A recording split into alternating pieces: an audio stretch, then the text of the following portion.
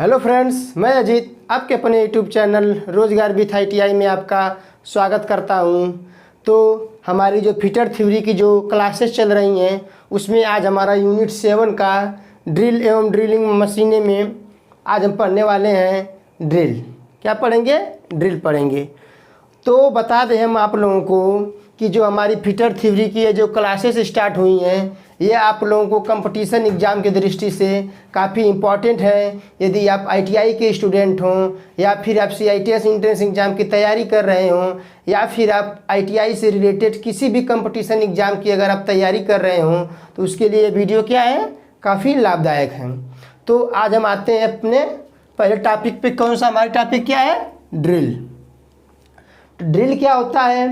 Drill के द्वारा हम किसी भी जाब में क्या करते हैं? सुराख करते हैं या छिद्र करते हैं। ठीक है, ड्रिल के द्वारा क्या करते हैं? छिद्र करते हैं किसी भी जाब में।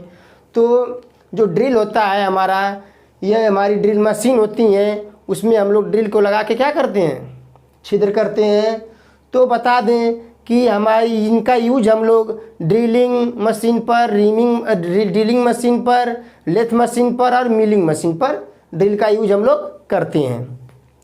तो जो हमारी ड्रिल मशीन होती है उसमें जो हमारा ड्रिल होता है ना, ये जो ये ड्रिल घूमता है।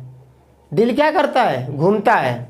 और जो मिलिंग मशीन होती है उस पर भी हमारा ड्रिल क्या करता है? घूमता है। लेकिन जो हमारी लेथ मशीन होती है उसमें जो हमारा ड्रिल क्या करता है? अस्थाई रहता है, हमारा जाब रोटेट करता है।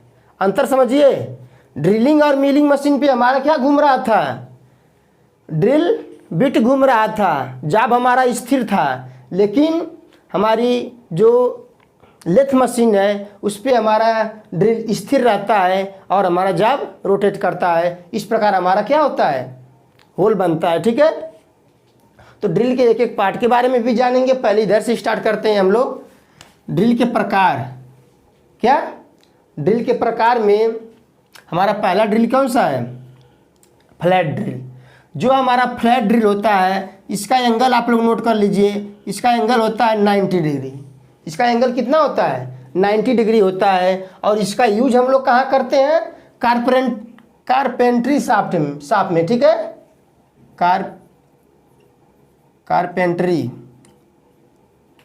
कारपेंट्री शाफ्ट में हम लोग किसका यूज करते हैं? फ्लैट ड्रिल का यूज करते हैं। और जो इसका मटेरियल होता है यह आपका हाई कार्बन स्टील का बना होता है। किसका बना होता है? हाई कार्बन स्टील का बना होता है। क्योंकि यह हाथ के द्वारा यूज की जाने वाली ड्रिल है इसलिए इसका मटेरियल हाई कार्बन स्टील का बना होता है। और इसको हम लोग हमारी जो गोल राड की जो छड़ होती है उसको हम लोग फोर्ज करके पीट कर इसके जो सतह को, इसको पॉइंट को फ्लैट कर देते हैं और 90 डिग्री में बना देते हैं। इस प्रकार हमारी फ्लैट ड्रिल बन जाती है। इसका यूज हम लोग कारपेंट्री शाफ्ट में करते हैं। आगे बढ़ते हैं। हमारा स्ट्रेट फ्लूटेड ड्रिल। इसमें फ्लूट नहीं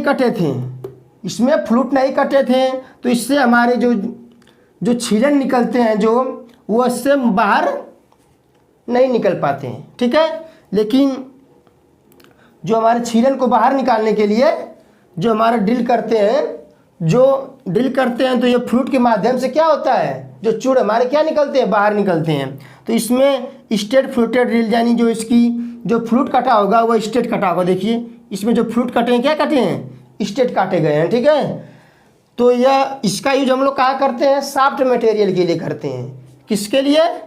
नोट करिए, सॉफ्ट मटेरियल के लिए। सॉफ्ट मटेरियल के लिए हम लोग किसका यूज करेंगे? सॉफ्ट मटेरियल के लिए हम लोग इसका यूज करेंगे। ठीक है, किसका? स्ट्रेट फ्लूटेड ड्रिल का यूज करेंगे। और इसमें जो फ्लूट कटे होते हैं वो सीधे कटे होते हैं। आगे बढ़िए। Twist drill. सबसे इम्पॉर्टेंट हमारी यही ड्रिल है और सबसे अधिक उपयोग की जाने वाली ड्रिल ही हमारी कौन सी ड्रिल है? ट्विस्ट ड्रिल है। ठीक है, सबसे अधिक उपयोग की जाने वाली। तो इसमें आप लोगों को हम पूरे विस्तार से एक एक एंगल के बारे में बताएंगे, एक एक पॉइंट एंगल, इसके एक एक पार्ट के बारे में। पहले थोड़ा सा यहाँ पे देख लीजिए। सबसे पहले ऊपरी भाग हमारा टैंक होता है, फिर नेक होता है, फिर क्या होता है? शैंक होता है, फिर बॉडी होता है, फिर इसके बाद ये पूरी भाग क्या होता है? बॉडी होता है। इसमें दो टाइप के आते हैं, 2 फुट ड्रिल होता है और एक मल्टी फुट ड्रिल होता है। जो 2 फुट ड्रिल होता है इसमें हमारे 2 फ्लूट कटे होते हैं। जो 2 फ्लूटेड ड्रिल होता है उसमें कितने फ्लूट कटे होते हैं? 2 फ्लूट कटे होते हैं। और जो मल्टी फ्लूट ड्रिल होता है हमारा कैसा होता है? मल्टी फ्लूट ड्रिल में हमारे 2 से अधिक फ्लूट कटे होते हैं। ठीक है, एक बात यहाँ पे और नोट कर लीजिए, जो स्ट्रेट फ्लूटेड ड्रिल होता है और जो फ्लैट ड्रिल होता है, यह जो हमारा होता है यह कैसा होता है? इसका शंक जो हम लोग नोट करा दें, इसको भी यहीं पे आप लोग नोट कर लीजिए। इसका जो शंक कैसा होता है? स्ट्रेट होता है। स्ट्रेट होता है, कैसा होता है?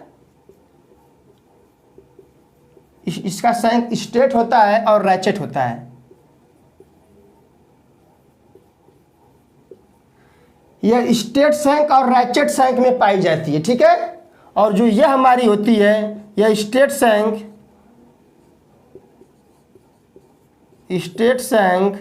और टेपर शंक में पाई जाती है। और जो स्ट्रेट फ्लूटेड ड्रिल है यह स्ट्रेट शंक और टेपर शंक में पाई जाएगी, और यह स्ट्रेट शंक और रैचेट शंक में पाई जाएगी।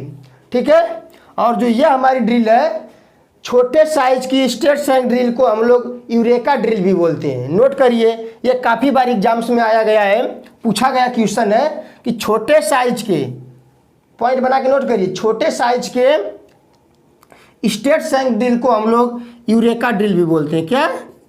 Eureka drill. इसको हम लोग यूरेका ड्रिल भी बोलते हैं। ठीक है, इसको आप लोग नोट करिए, क्योंकि ये कई बार एग्जाम्स में क्या किया गया है, पूछा गया है। ठीक है, ये हमारा हो गया फ्लैट ड्रिल वाला, स्ट्रेट फ्लूटेड ड्रिल वाला और ट्विस्ट ड्रिल। अब ट्विस्ट ड्रिल के हम लोग एक एक पार्ट के बारे में यहाँ पे डिस्कस करने वाले हैं। ये हमारी जो ड्रिल बिट आपके सामने दिख रही है, ये देखिए, अभी हम आप लोगों को ड्रिल बिट के एक एक पार्ट के बारे में बताएंगे। इसको दिखा के आप लोगों को सामने बताएंगे। पहले आप लोग इसमें समझ लीजिए, उसके बाद हम आप लोगों को इसमें भी समझाएंगे। ठीक है, तो देखिए यहाँ पे हमारा पहला जो पार्ट है, हमारी ड्रिल बिट आपके सामने बनी हुई है। ये हमारी कौन सी ड्रिल है? टेपर शंक वाली। जो इसका शंक कैसा है? टेपर है। नोट करिए, ये हमारी स्ट्रेट शंक में भी आती है ट्विस्ट ड्रिल, और टेपर में भी आती है। ठीक है, स्ट्रेट शंक में क्या होगा? जो स्ट्रेट शंक में होगा वह टैंग नहीं होगा। स्ट्रेट शंक में टैंग और नेक नहीं होते हैं। नोट करिए, यहाँ पे पॉइंट बना के नोट करिए। स्ट्रेट शंक वाले में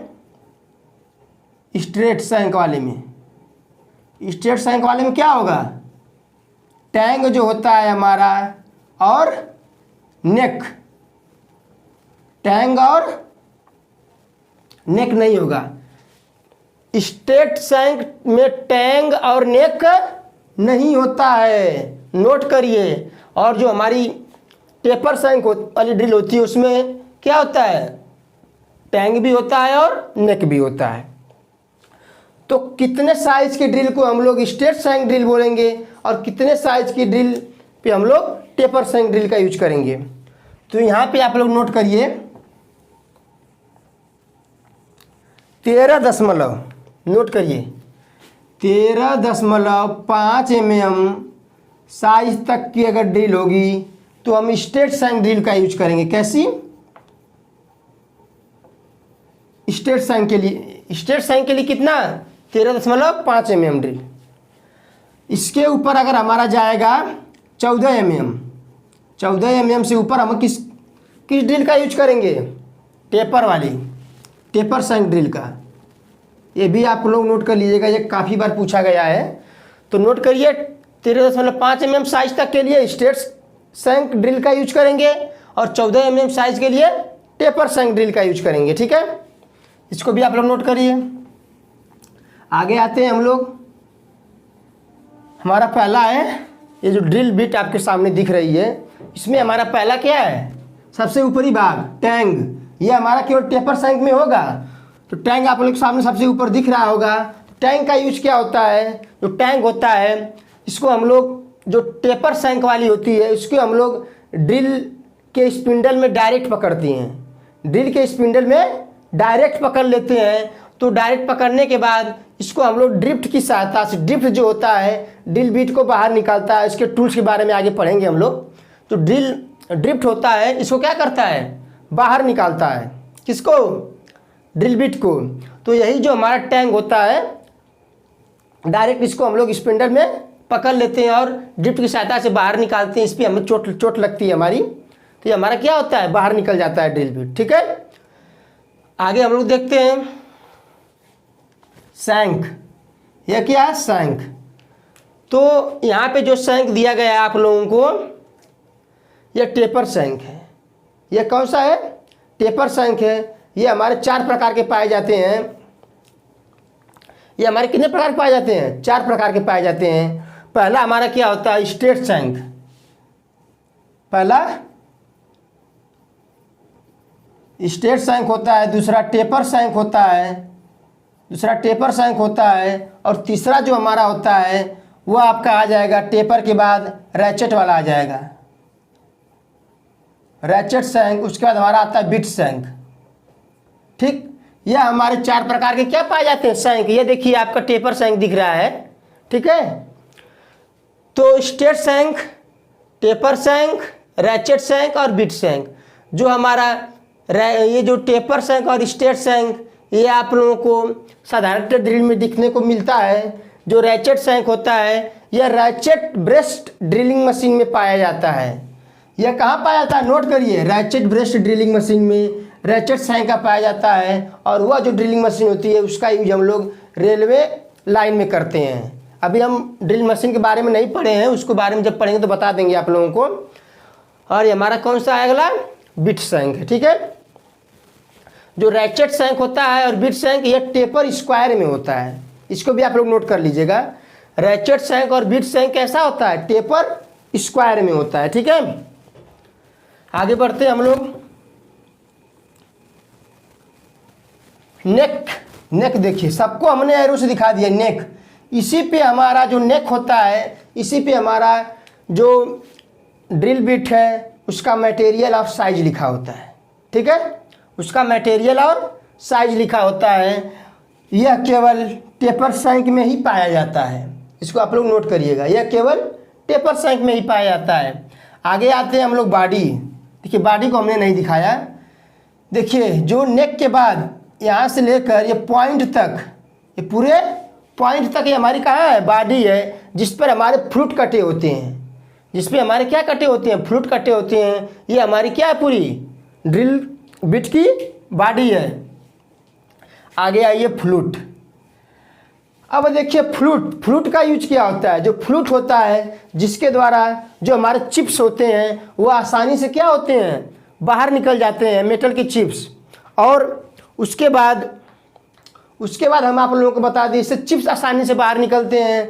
और इसके द्वारा कूलेंट जो होता है वो हमारा आसानी से कहाँ पहुँचता है, ड्रिल के पॉइंट तक पहुँचता है। ठीक है, ये जो हमारा ड्रिल बिट होता है यह कौन सा कटिंग टूल है, एज कटिंग टूल है। ठीक है, पॉइंट कटिंग टूल है, ये अपने पॉइंट से कटिंग करता है। ठीक है, यानी फ्लूट के द्वारा क्या होता है, चिप्स आसानी से बाहर निकलते हैं। और इसमें क्या होता है, हमारे कूलेंट आसानी से पहुंच जाता है पॉइंट तक।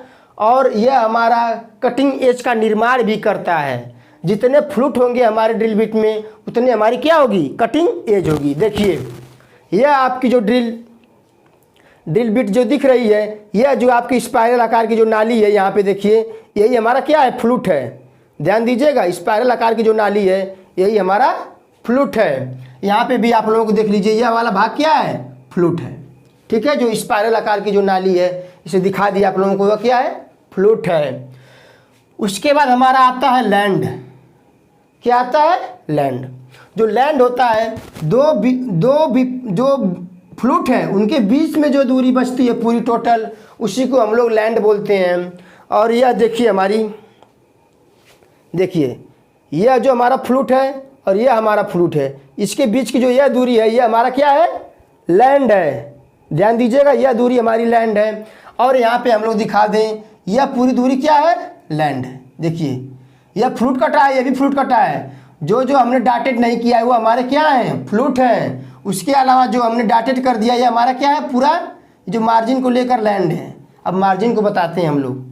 मार्जिन लाइन, यह जो मार्जिन लाइन होती है यही भाग हमारा कटिंग करता है। कटिंग नहीं करता मतलब यही भाग जो हमारे जो होल में क्या करता है, टच करता है, और बाकी भाग हमारा जो होता है ये टच नहीं करता है, जिसको हम लोग बॉडी क्लियरेंस बोलते हैं।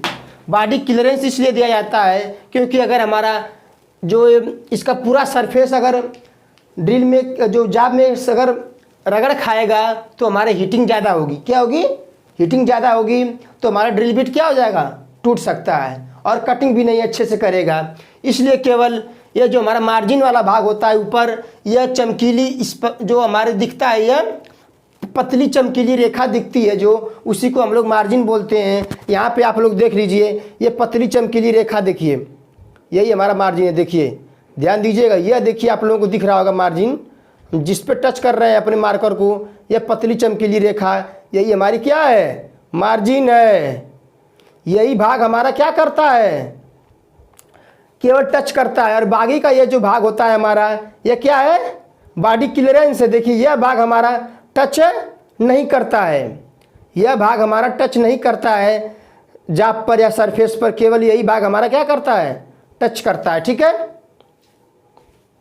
तो ये क्या हो गया, हमारा पूरा टोटल लैंड हो गया। पूरे को लैंड बोलेंगे, और जो ये चमकीली जो लाइन बताए हैं आप लोगों को, ये हमारा क्या हो गया, मार्जिन हो गया। और जो ये हमारा नीचे का जो बचता है वो बॉडी क्लियरेंस होता है, जो हमारा सरफेस पर टच नहीं करता है। उसके बाद आते हैं पॉइंट। ये हमारा क्या है, पॉइंट। ये पॉइंट को हम लोग डेड सेंटर भी बोलते हैं। पॉइंट को क्या बोलते हैं, डेड सेंटर भी बोलते हैं। इसको हम पॉइंट को डेड सेंटर भी बोलते हैं। और जो पॉइंट होता है, यह जो दो हमारे जो कर इस तरह से कोनिकल बने होते हैं, दो कोनिकल आकार में, देखिए ये जो हमारा बना होता है यही हमारा क्या होता है, पॉइंट होता है। ठीक है, इसको हम लोग क्या बोलते हैं, डेड सेंटर भी बोलते हैं। ठीक है, उसके बाद हम लोग अब आते हैं पॉइंट एंगल। अब हम इस पे आते हैं, इसी को हमने बड़ा करके दिखाया आप लोगों को ताकि अच्छे तरीके से क्या हो, आप लोगों को समझ में आए। तो यही देखिए जो हमारे ये दोनों कोनिकल लाइनें जहाँ मिल रही हैं, ठीक है, ये हमारा क्या है, पॉइंट है। और यहाँ पॉइंट एंगल क्या बनेगा, देखिए यहाँ से यहाँ तक जो एंगल बन रहा है हमारा, ये देखिए ये जो एंगल बन रहा है ये हमारा क्या है, पॉइंट एंगल है। और पॉइंट एंगल जो होता है, अगर हमारी धातु अगर सॉफ्ट है तो पॉइंट एंगल हम लोग क्या रखेंगे, कम रखेंगे। अगर धातु हमारी हार्ड है तो पॉइंट एंगल ज़्यादा रखेंगे। यह इसलिए करते हैं क्योंकि अगर हार्ड धातु है, अगर पॉइंट एंगल कम रख देंगे तो हमारा पॉइंट क्या हो जाएगा, टूट जाएगा। इसलिए हम इसको ज़्यादा रख देंगे। और सॉफ्ट मेटल है, पॉइंट एंगल कम रख देंगे। ठीक है, तो यह हमारा जो होता है साधारणतः 118 डिग्री होता है। आप लोग नोट करिए, ये हमारा साधारणतः कितना होता है, 118 डिग्री होता है। और यह रेंज में पाया जाता है 80 से 140, 80 से 140 डिग्री के रेंज में पाया जाता है। सॉफ्ट मेटल के लिए हम लगभग 80 डिग्री रखते हैं और हार्ड मेटल के लिए 140 डिग्री तक, ये इसके बीच के रेंज में पाया जाता है। और विभिन्न मेटल के लिए हमने ड्रिल का कटिंग कोड लिख दिया है, इसको अभी समझा देंगे हम। या कई बार एग्जाम्स में केवल आप लोगों का मेटल देकर आप लोगों का क्या पूछ देता है, कटिंग एंगल पूछ देता है। ठीक है, या पॉइंट एंगल, इसको हम लोग पॉइंट एंगल भी बोलते हैं। आगे देखते हैं हम लोग, इसको नोट कर लीजिएगा। साधारणतः 118 डिग्री होता है और 80 से 140 के मध्य क्या किया जाता है, यह पाया जाता है। हमारा पॉइंट एंगल हो गया। पॉइंट एंगल के बाद हमारा अगला टॉपिक है cutting edge. Cutting edge, cutting edge के बारे में हम लोग जान लेते हैं कि हमारा कटिंग एज क्या है। तो देखिए, यह देखिए यहाँ पे जो भाग हमारा कटिंग करता है उसको हम लोग क्या बोलते हैं, कटिंग एज। इसको हम लोग अन्य नाम भी जानते हैं, लिप, इसको लिप भी बोलते हैं या कटिंग एज बोलते हैं। यह देखिए हमारा, यह जो भाग आप लोगों को दिख रहा होगा यहाँ पे, इस तरह देखिए, इस तरह आप लोगों को अच्छी तरीके से समझ में आएगा। यही भाग हमारा क्या करता है, यही कटिंग करता है। यह कटिंग भी करता है, इसको हम लोग लिप भी बोलते हैं और कटिंग एज भी बोलते हैं। ठीक है, यही हमारा भाग कटिंग करता है। और जो हमारा जो ये घुमावदार जो बना होगा, ये भाग हमारा कटिंग नहीं करता, जो स्ट्रेट भाग होता है यही हमारा कटिंग करता है। यहाँ पे देखिए यही हमारा भाग क्या, इसको लिप भी बोलते हैं और कटिंग एज भी बोलते हैं। यह हमारा हो गया लिप क्लियरेंस। लिप क्लियरेंस के बारे में जान लीजिए।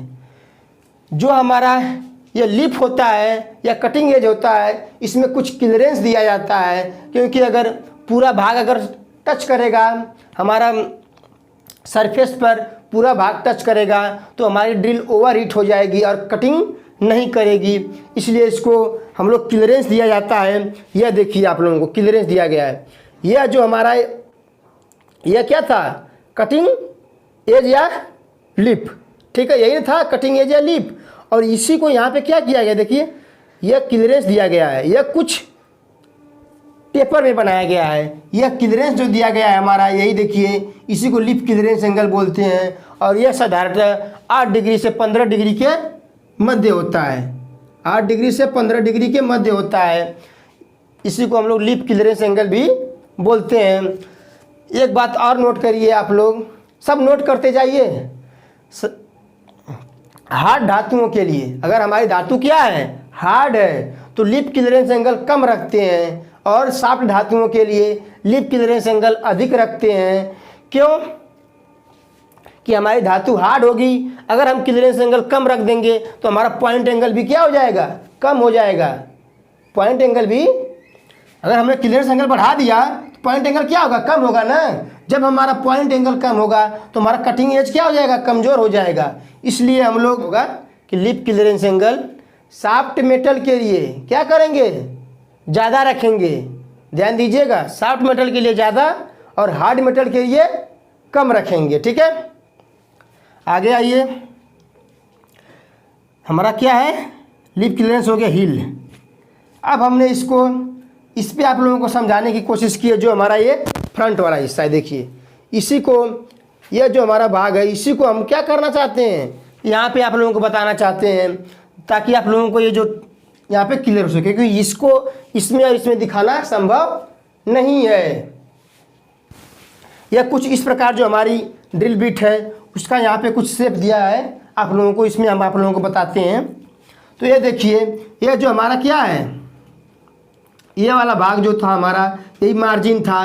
यही मार्जिन हम बताए थे कि जो भाग क्या करता है, केवल इतना ही भाग हमारा जो होल पे या जाप पर टच करता है। और यह जो भाग हमारा बॉडी क्लियरेंस दिया गया आप लोगों को, देखिए यह जो भाग क्या है, बॉडी क्लियरेंस, यह भाग हमारा टच नहीं करता है, केवल ये मार्जिन वाला भाग छोटा सा यही केवल टच करता है हमारा।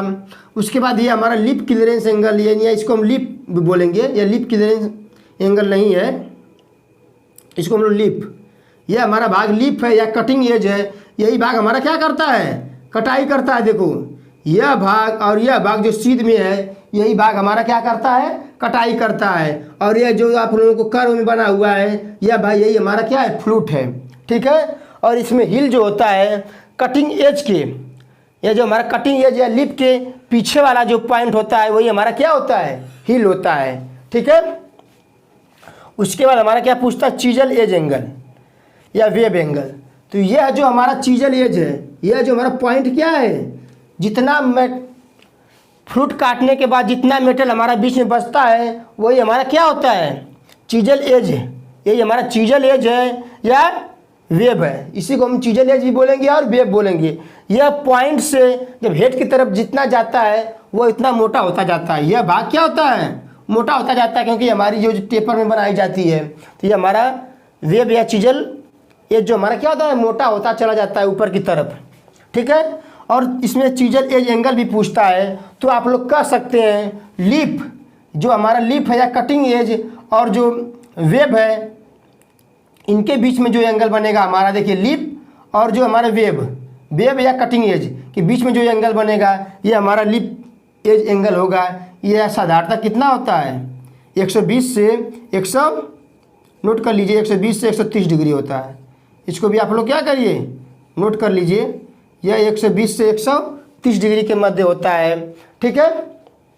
उसके बाद हमारा क्या आता है, हेलिक्स एंगल या रेक एंगल। इसको हेलिक्स एंगल को हम लोग रेक एंगल भी बोलते हैं। कई बार एग्जाम में पूछ देता है कि हेलिक्स एंगल का अन्य नाम क्या है, तो हम लोग इसको रेक एंगल बोलेंगे, ठीक है।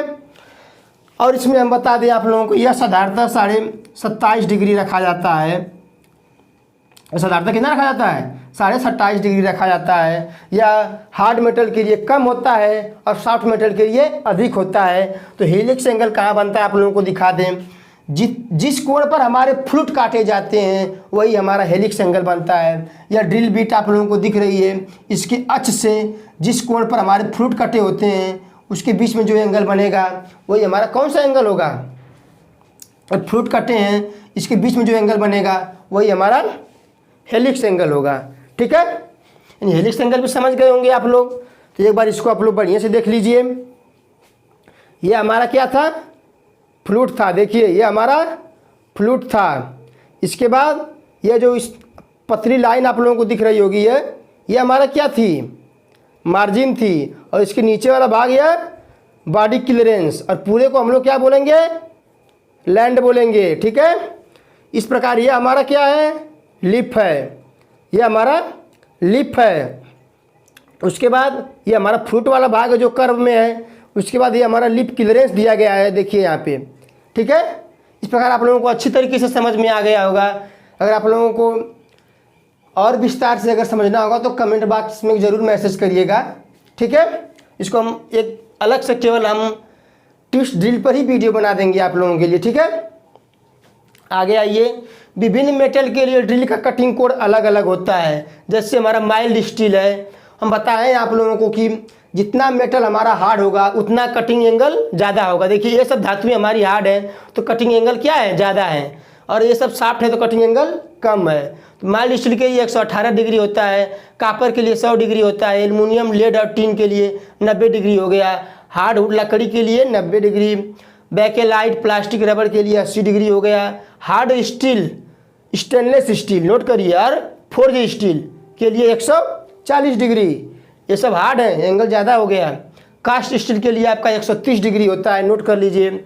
और हेलिक्स एंगल यह तो हर एग्जाम्स में आता है कि एच टाइप ड्रिल के लिए क्या करेंगे, हार्ड मेटल के लिए हेलिक्स एंगल कितना होता है? तो 10 से 13 डिग्री होता है। और नॉर्मल के लिए, सामान्य धातुओं के लिए 16 से 30 डिग्री होता है। और सॉफ्ट मेटल के लिए 35 से 40 डिग्री होता है। इसके बाद हमारा यह भी काफ़ी इंपॉर्टेंट है, जो क्लासिफिकेशन ऑफ ट्विस्ट ड्रिल है, यह नंबर और लेटर साइज में पाया जाता है। जो हमारा इसमें जो ड्रिल होता है, 1 नंबर का जो ड्रिल होता है सबसे बड़ा होता है।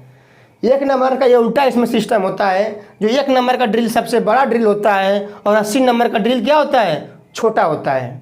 ठीक है, यानी यह mm में कितना है? 5.791 mm तक पाया जाता है 1 नंबर का ड्रिल, और 80 नंबर में 0.35 mm तक। इसको नोट कर लीजिएगा, आप लोग याद भी कर लीजिएगा।